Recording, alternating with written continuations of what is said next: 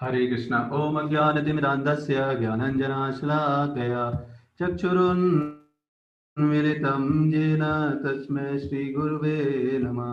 श्रीचैतन्यमनोभीष्टं स्थापितं येन भूतले स्वयं रूप कदा वयं ददाति स्वयं पदान्तिकं। वन्देऽहं श्रीगुरो श्रीयुतपदकमलं श्रीगुरुन् वैष्णवांश्च श्रीरूपं सनातं सहिगणरघुनाथवितं तं सजीवं साद्वैतं सावधूतं परिजनसहितं कृष्णचैतन्यदेवं श्रीराधाकृष्णपादान् सहिगणललिता श्रीविशाखान्वितं च। हे कृष्ण करुणा सिन्धु दीनबन्धो जगत्पते गोपेश गोपिका कांत राधा कांत नमोस्तुते। तप्त कांचन गौरांगी राधे वृंदावनेश्वरी वृषभानुसुते देवी प्रणमामि हरिप्रिये। वाञ्छाकल्पतरुभ्यश्च कृपा सिन्धुभ्येव च पतितानां पावनेभ्यो वैष्णवेभ्यो नमो नमः। जय श्री कृष्ण चैतन्य प्रभु नित्यानंद श्री अद्वैत गदाधर शिवासादि गौरभक्त वृंद। हरे कृष्णा कृष्ण कृष्ण हरे हरे, हरे राम राम राम हरे हरे। हरे कृष्णा। तो आपका हार्दिक स्वागत है। आज भगवद गीता के 4th चैप्टर का 2nd वर्स डिस्कस करेंगे। और 1st वर्स में हमने डिस्कस किया था भगवद गीता के इतिहास के बारे में। भगवद गीता कितनी पुरानी है और कितना एब्सोल्यूट नॉलेज है, इसकी बराबरी इस संसार का कोई ज्ञान नहीं कर सकता। जीवन के उद्देश्य के बारे में ये बताता है। और आज के श्लोक में बता रहे हैं कि कैसे हमको ज्ञान अर्जित करना चाहिए, ज्ञान अर्जित करने का तरीका क्या है। तो यह इसमें भगवान बता रहे हैं, एवं परंपरा प्राप्तम एवं राजर्षयो विदुः सकालनेह महता योगो नष्टः परन्तपः। तो इस श्लोक में बता रहे हैं कि इस प्रकार यह परम विज्ञान, ये ज्ञान देखो कितने लाख साल पहले जब ये इस मनु के समय, ब्रह्मा जी के एक दिन में 14 मनु आते हैं। ब्रह्मा जी के एक दिन को एक कल्प बोला जाता है। एक कल्प में 14 मनु आते हैं। उसमें अभी 7वां मनु चल रहा है जिसका नाम है वैवस्वत मनु। और ये वैवस्वत मनवंतर बहुत बड़ा होता है। और इसके प्रारंभ में जब वैवस्वत मनु बने, उसके प्रारंभ में भगवान ने ज्ञान दिया किनको? सूर्य के देवता। सृष्टि के प्रारंभ में दिया था सूर्य के देवता विवस्वानु। और इन सूर्य के देवता ने जब ये मनु आए तो इनको दिया ज्ञान, ये भगवद गीता का। तो लेकिन समय के साथ साथ ये ज्ञान नष्ट हो गया। तो इसलिए आज से 5000 साल पहले कुरुक्षेत्र के मैदान में भगवान कृष्ण ने पुनः यही ज्ञान अर्जुन को प्रदान किया। अब ये ज्ञान कैसे ऊपर से नीचे आता है, ये बहुत इंपॉर्टेंट है। कैसे ज्ञान, क्योंकि ये ज्ञान अपने आप तो, ज्ञान तो किसी व्यक्ति के माध्यम से ही दूसरे व्यक्ति के माध्यम से जाएगा, या फिर मान लो किसी पुस्तक में या फिर किसी मीडियम में लिखा भी होगा तो लिखा भी हुआ। समय के साथ साथ लैंग्वेज चेंजेज होती रहती हैं, है कि नहीं। तो मेन पॉइंट कैसे अभी तक लेना चाहिए ज्ञान, बहुत ज्यादा इंपॉर्टेंट है। मान लो आपको बुक में मिल जाएगी शास्त्रों की कोई बुक, तो बस समझ नहीं पाएंगे उससे क्या करना है जिंदगी में। तो यहाँ पर बताया जा रहा है कि इस प्रकार यह परम विज्ञान, परम विज्ञान मतलब इससे ऊपर कोई ज्ञान नहीं है, इससे ऊपर कोई विज्ञान नहीं है। गुरु परंपरा द्वारा, ये है डिसाइप्लिक सक्सेशन द्वारा प्राप्त किया गया। आप देखेंगे पहले किसको दिया भगवान कृष्ण ने? सूर्य को दिया। फिर सूर्य से किसको प्रदान किया, है कि नहीं? सूर्य ने दिया वैवस्वत मनु को। वैवस्वत मनु ने इक्ष्वाकु, अपने पुत्र इक्ष्वाकु को, जो कि ये सूर्यवंशी राजा थे अयोध्या की साइड में और इस अर्थ प्लेनेट पे। तो इन राजर्षियों के माध्यम से फिर धीरे धीरे करके उन्होंने अपने नीचे के लोगों को, अपने राज्य के लोगों को इस तरीके से ये ज्ञान आता रहा डिसाइप्लिक सक्सेशन में। मतलब आप देखेंगे ज्ञान एक व्यक्ति के माध्यम से ही दूसरे व्यक्ति के माध्यम से जा रहा है। जैसे अभी हमने श्रील प्रभुपाद ने इस्कॉन में अपने शिष्यों को ज्ञान दिया, फिर उन शिष्यों के माध्यम से हम सबको ज्ञान प्राप्त हुआ, फिर हम सब आप लोगों को ज्ञान दे रहे हैं। यही भगवत गीता का ज्ञान है कि नहीं? ऐसे ही आपको ये पता चलेगा तो आप यही ज्ञान और दूसरे लोगों को दें। इसी तरीके से आगे जनरेशन टू जनरेशन ये ज्ञान जाता रहता है बगैर व्यक्ति के ज्ञान। और अब इसमें ये व्यक्ति जो प्रोवाइड कर रहा है ज्ञान वो प्रमाणिक होना चाहिए, वो ऐसा नहीं होना चाहिए, उसके अंदर लालची नहीं होना चाहिए पैसे की वजह से वो ज्ञान को रोक रहा है या फिर उसमें गड़बड़ी कर रहा है कि नहीं? इसीलिए बोला जाता है इस ज्ञान को बेचा नहीं जा सकता। अगर व्यक्ति गड़बड़ है, बोनाफाइड नहीं है, तो वो सही ज्ञान नहीं दे सकता। इसलिए स्पिरिचुअल जो नॉलेज है वो प्रमाणिक सोर्स से प्राप्त करनी चाहिए। आपको भौतिक ज्ञान तो आप पैसे से ले लोगे, मान लो आपको गाड़ी सीखनी है या फिर मान लो आपको कंप्यूटर चलाना सीखना है या फिर कुछ और सीखना है, तो वो तो आप पैसे देके सीख जाओगे। लेकिन ये वाला ज्ञान ये हृदय को चेंज करने वाला है। ये पैसे कितना भी पैसा खरीद करने के बाद भी आप ज्ञान को से अपना हृदय चेंज नहीं कर सकते, है नहीं? इसके लिए तो आपको एक प्रमाणिक गुरु के मार्गदर्शन में अनुगत होकर उनकी सेवा करेंगे, तब वो गुरु प्रसन्न होंगे, तो वो ज्ञान आपके पास एज इट इज जाएगा। मान लो गुरु बताएंगे समझ में नहीं आएगा इसलिए जब तक अनुगत नहीं होंगे तब तक ये ज्ञान नहीं जाता। प्रमाणिक ज्ञान की बात कर रहे हैं। किंतु कालक्रम में यह परंपरा छिन्न हो गई। कालक्रम में क्या हुआ, समय के साथ साथ ये ज्ञान नष्ट हो गया, अतः यह विज्ञान यथारूप में लुप्त हो गया लगता है। यहाँ स्पष्ट कहा गया है कि गीता विशेष रूप से राज ऋषियों के लिए थी। राज ऋषि मतलब राजा और ऋषि जिनको अपनी इंद्रियों पर कंट्रोल था, जो अपनी अपनी इच्छा के लिए कुछ नहीं करते थे, राज्य की जनता की भलाई के लिए भगवान की भक्ति ढंग से हो, ऐसे लोगों को क्या, ऐसे लोग पहले राज्य करते थे अपनी शासन में।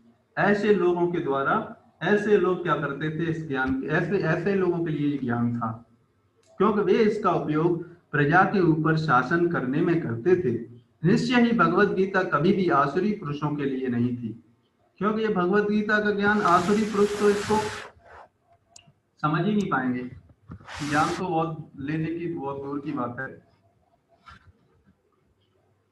निश्चय ही भगवत गीता कभी भी आसुरी पुरुषों के लिए नहीं थी, जिनसे किसी को भी इसका लाभ न मिलता हो और जो अपनी अपनी शनक के अनुसार विभिन्न प्रकार की करते हैं। अतः जैसे ही असाधु भाष्यकारों के निहित स्वार्थों से गीता का मूल उद्देश्य उच्छिन्न हुआ, वैसे ही पुनः गुरु परंपरा स्थापित करने की आवश्यकता प्रतीत हुई। तो भगवान जैसे ही देखते हैं कि ये ज्ञान नष्ट हो रहा है, गलत लोगों के हाथों द्वारा इंटरप्रिटेशन हो रहा है, मैंने जो ज्ञान दिया था, भगवान बोलते हैं कि मैंने जैसा ज्ञान दिया था उसमें गड़बड़ी आ रही है, तो फिर भगवान अपने भक्त को या फिर खुद ही आते हैं। इसलिए आप आगे आगे भगवान बोलेंगे और इस श्लोकों में, यदा यदा हि धर्मस्य ग्लानिर्भवति भारत अवस्थानो अधर्मस्य तदात्मानं सृजाम्यहम्। कि जब जब धर्म की हानि होती है और अधर्म बढ़ जाता है। अधर्म क्यों बढ़ता है? लोगों को ज्ञान नहीं है, ज्ञान नष्ट हो जाता है, इसलिए अधर्म बढ़ जाता है। तो फिर क्या आते हैं, भगवान स्वयं आते हैं या फिर अपने रिप्रेजेंटेटिव को आते हैं। जैसे अभी आप देखेंगे, अभी इस कलयुग में ज्ञान एकदम गलत तरीके से दिया जा रहा था, अपनी अपनी इंटरप्रिटेशन से भगवत गीता का अनुमोदन कर रहे थे लोग। फिर श्रील प्रभुपाद को भेजा भगवान है ना, श्रील प्रभुपाद ने फिर Bhagavad Gita as it is के माध्यम से वही भगवान जो चाहते थे वही ज्ञान पूरे संसार में वितरण किया, और वही ज्ञान सौभाग्य से हम सबको मिल रहा है। 5000 वर्ष पूर्व भगवान ने स्वयं देखा, और 5000 साल पहले तो भगवान कृष्ण स्वयं थे उस समय, तो उन्होंने देखा कि गुरु परंपरा टूट चुकी है।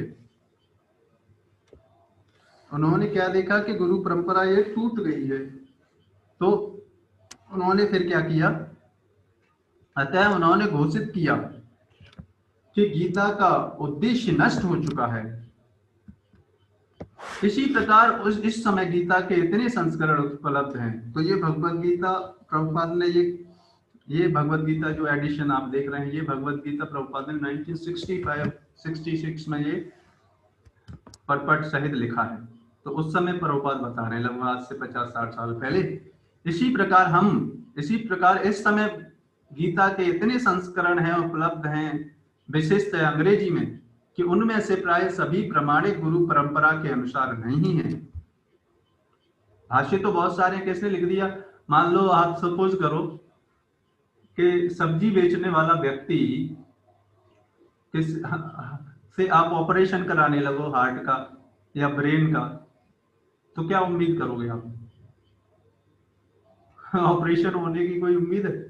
है कि नहीं? तो वही हो रहा है। तो क्या हो रहा है, हर कोई भगवत गीता पर अपने कमेंट्री, उन्हें भगवत गीता के बारे में पता नहीं, बस संस्कृत थोड़ी पढ़ ली, उन्होंने कमेंट्री लिखना स्टार्ट कर दिया। अरे भगवत गीता केवल लैंग्वेज समझने से नहीं लिखी जा सकती, उस पर कमेंट्री लिखी जा सकती। जब तक कि भगवान को नहीं समझा उसने, भगवान का भक्त नहीं है, तब तक वो कमेंट्री भगवत गीता को समझ ही नहीं सकता,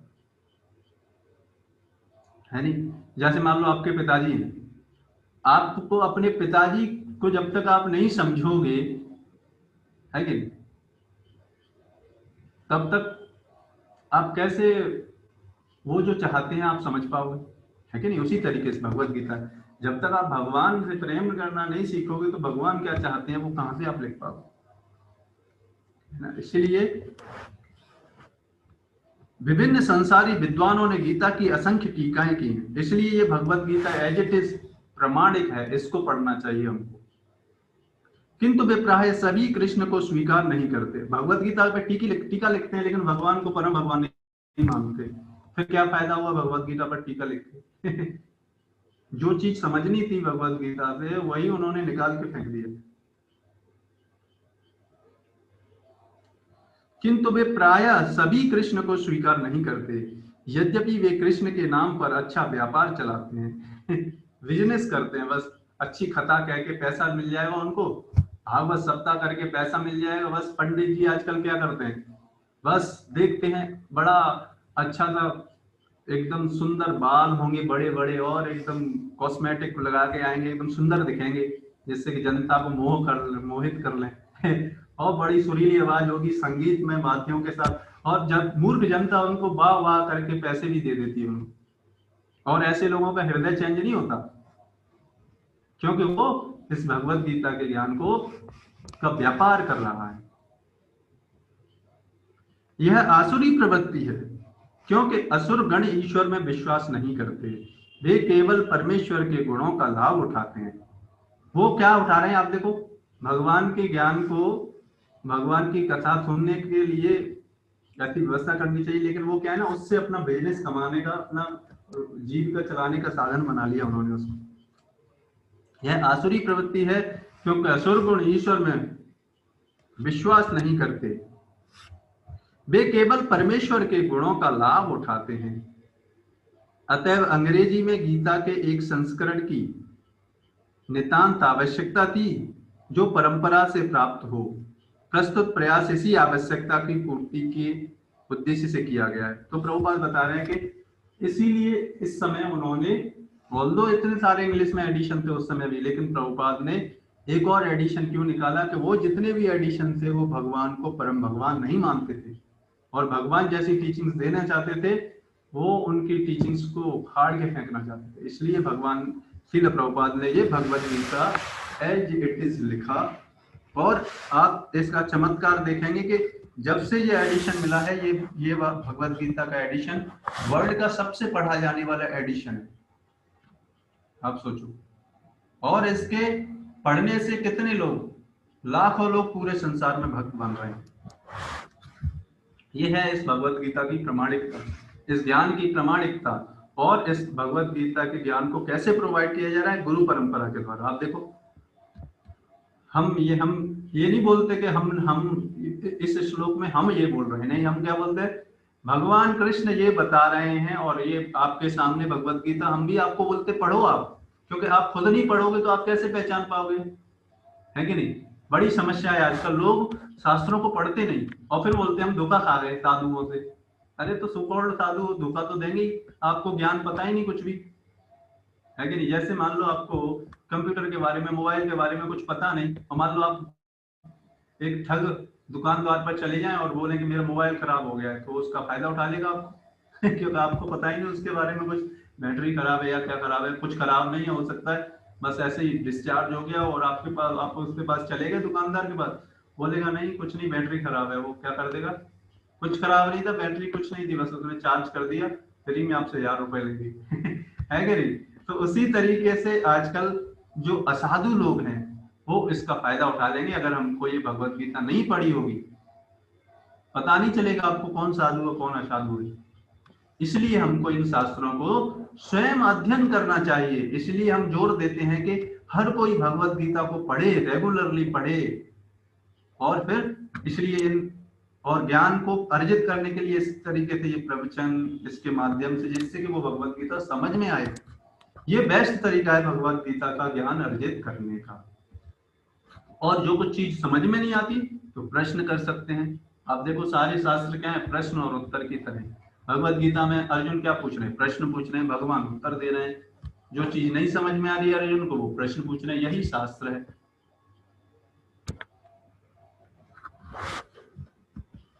भगवत गीता यथारूप मानवता के लिए महान वरदान है, किंतु यदि इसे मानसिक चिंतन समझा जाए तो यह समय का अपव्यय।